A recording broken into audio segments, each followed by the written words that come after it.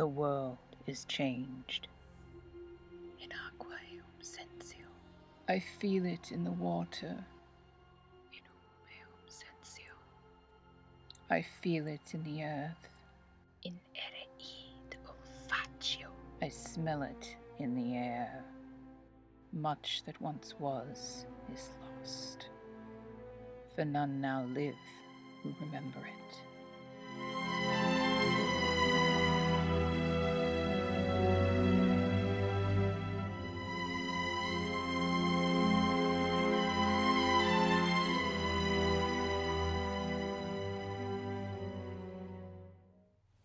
No matter what your beliefs are, you feel that the world isn't right. The air is abuzz with forebodings and fear. Aren't we all just waiting for that scourge of heaven to fall?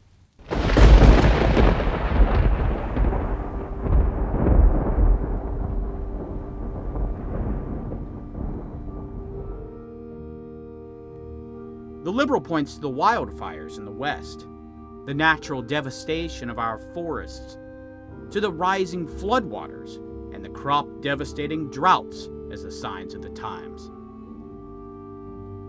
The conservative looks to the political moral sphere in crisis, to the murder of precious persons in the womb, to the murder of the sacrosanctity of marriage, and to the nullification of virtue and the glorification of vice, and rightly sees evil seated there.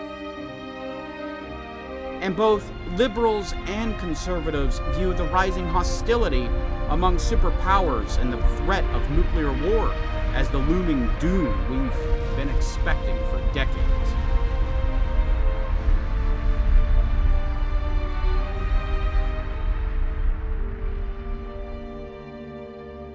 The traditionalists see the religious patrimony of the Catholic Church turn to ash and ruin before their eyes, and the devastation wrought by Francis and his war against morals and worship, and conclude this is the scourge from heaven which they must resist and fight against.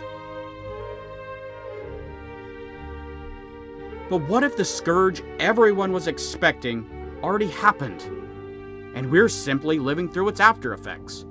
Like a bomb went off, no one heard, and everyone's just guessing about the fallout and the scattered pieces. Instead of looking to the sky, or the earth, or to man, or to church buildings, what if we looked instead to the foundation upon which the city of God on earth was erected, to understand the cause of these tumultuous times and what to expect next? Stay with me as we explore these questions and attempt to answer them. What follows may be difficult to believe, may be spiritually frightening, but with faith in the Lord, who gives us his peace and comfort which the world cannot give, we find we have the courage and hope to continue on. For we who believe already know how this story ends.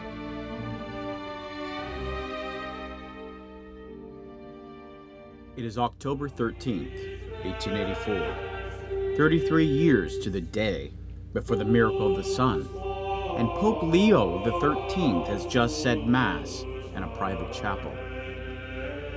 He turns to descend the altar steps, but stops. He hears voices about the tabernacle.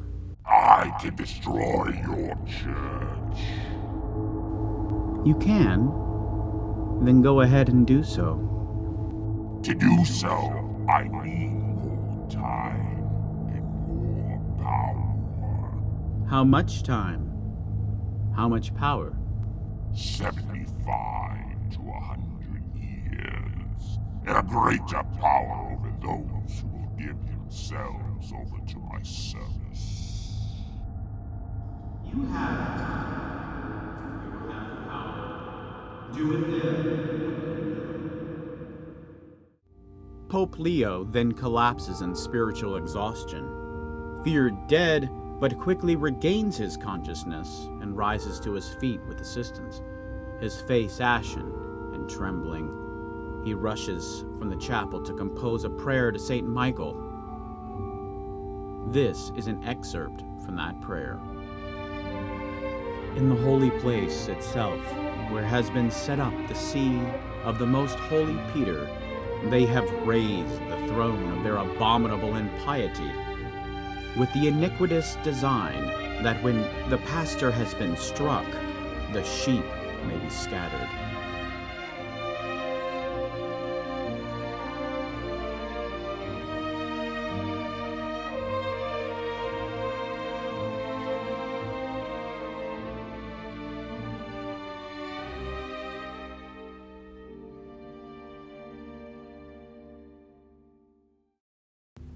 And the fifth angel sounded the trumpet.